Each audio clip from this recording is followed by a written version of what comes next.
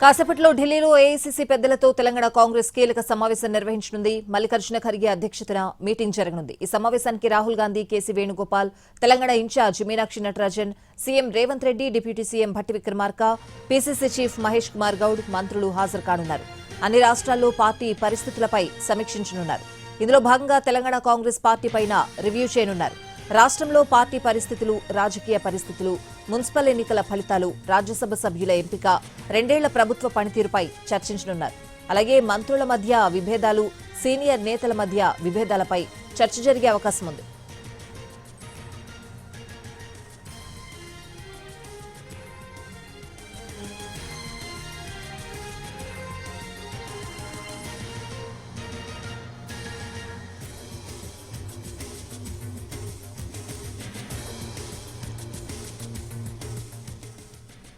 కాసేపట్లో ఢిల్లీలో ఏఐసీసీ పెద్దలతో తెలంగాణ కాంగ్రెస్ కీలక సమావేశం నిర్వహించనుంది. మల్లికార్జున ఖర్గే అధ్యక్షతన మీటింగ్ జరగనుంది. ఇదే మీటింగ్ కి సంబంధించి ఓవరాల్ అప్డేట్స్ అడిగి తెలుసుకుందాం. మా ప్రతినిధి రాజు ఢిల్లీలోని ఖర్గే నివాసం నుంచి లైవ్ లో సిద్ధంగా ఉన్నారు. రాజు, మీటింగ్ ఎంతసేపట్లో జరిగే అవకాశం కనిపిస్తోంది? ఏ అంశాల మీద చర్చించబోతున్నారు?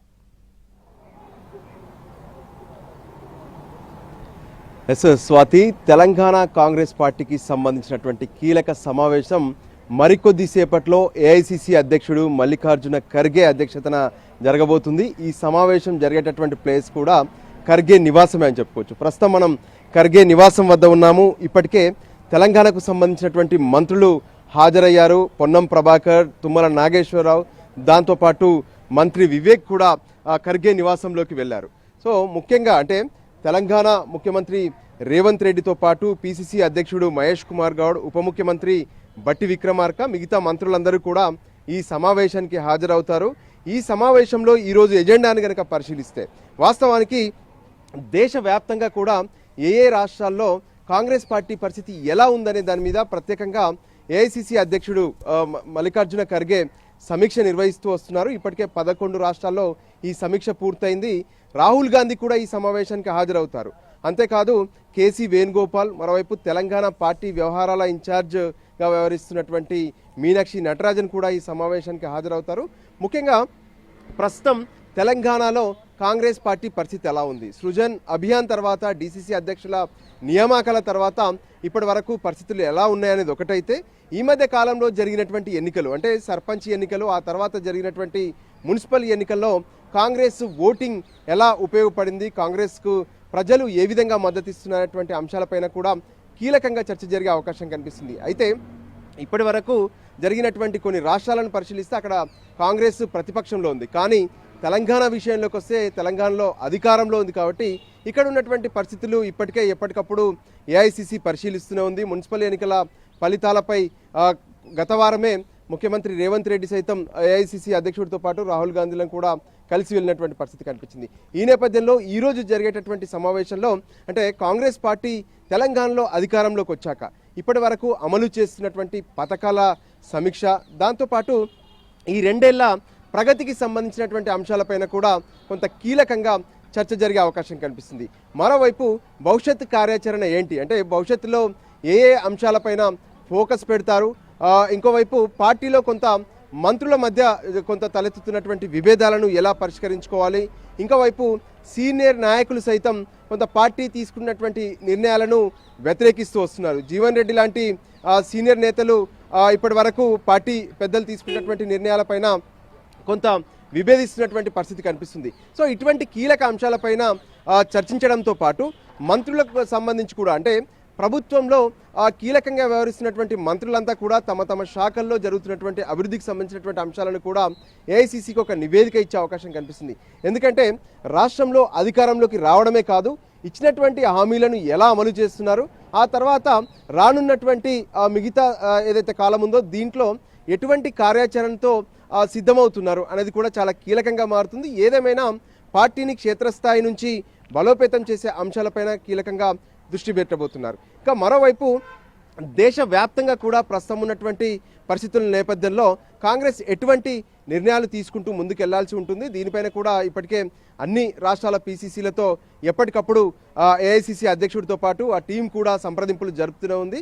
దానికి సంబంధించినటువంటి అంశాలపైన కూడా కొంత కీలకంగా చర్చించే అవకాశం కనిపిస్తుంది. మరోవైపు రాష్ట్రంలో అధికారంలో ఉన్నప్పటికీ కూడా కొంతమంది నేతలు విభేదాల వల్ల కొంత ఇబ్బందులు తలెత్తుతున్నాయి. సో వాటికి సంబంధించినటువంటి అంశాలపైన కూడా చర్చించాలని చెప్పి ఏఐసీసీ నిర్ణయం తీసుకుంది. అందుకోసమే ఎటువంటి ఇబ్బందికరమైనటువంటి పరిస్థితులు లేకుండా సరైనటువంటి కోఆర్డినేషన్తోనే రాష్ట్రాల్లో పార్టీ వ్యవహారాలు అనేటివి జరగాలని చెప్పి ఏఐసీసీ భావిస్తుంది. అందుకోసమే ఏ విభేదాలు ఉన్నా సరే వాటిని పరిష్కరించుకోవాలి. అటు రాష్ట్ర వ్యవహారాల ఇన్ఛార్జిగా ఉండేటటువంటి మీనాక్షి నటరాజన్ కావచ్చు, లేదంటే జాతీయ స్థాయిలో కానీ ఈ అంశాలను ఎప్పటికప్పుడు చెక్ పెట్టాలని చెప్పి ఏఐసీసీ భావిస్తుంది. ఇక మిగతా మరికొన్ని కీలక అంశాలతో పాటు భవిష్యత్ కార్యాచరణ పైన ఏఐసీసీ అధ్యక్షుడు మల్లికార్జున ఖర్గే నివాసంలో కీలక సమావేశం మరికొద్ది సేపట్లో ప్రారంభం కాబోతుంది. ఇప్పటికే ముఖ్యమంత్రి రేవంత్ రెడ్డి తన నివాసం నుంచి ఈ మల్లికార్జున ఖర్గే నివాసానికి బయలుదేరారు. మరోవైపు ఉప ముఖ్యమంత్రి బట్టి విక్రమార్క కూడా రాబోతున్నారు. వీళ్ళందరూ చేరుకున్న తర్వాత తెలంగాణకు సంబంధించినటువంటి టీం మొత్తం చేరుకున్న తర్వాత ఖర్గే నివాసానికి నేరుగా రాహుల్ గాంధీ ఇక్కడికే వస్తారు. ఇక్కడే ఈ సమావేశం పూర్తవుతుంది. దాదాపు గంట నుంచి గంటన్నర పాటు ఈ సమావేశం కొనసాగే అవకాశం అయితే స్పష్టంగా కనిపిస్తుంది. స్వాతి, రాజు, మీరు చెప్పినట్లు తెలంగాణ కాంగ్రెస్ లో అంతర్గతంగా ఏవైతే కొంతమంది మధ్య నేతల మధ్య విభేదాలు, అంటే మీరన్నట్టు జీవన్ రెడ్డి బహిరంగంగానే కొన్ని కామెంట్స్ చేసిన పరిస్థితులు కనిపిస్తున్నాయి. అంటే వీటన్నిటి మీద కూడా ఒక క్లారిటీ, ఒక నిర్ణయాలు ఏమైనా వచ్చే అవకాశాలు కనిపిస్తున్నాయంటారా ఇవాల్టి భేటీ తర్వాత?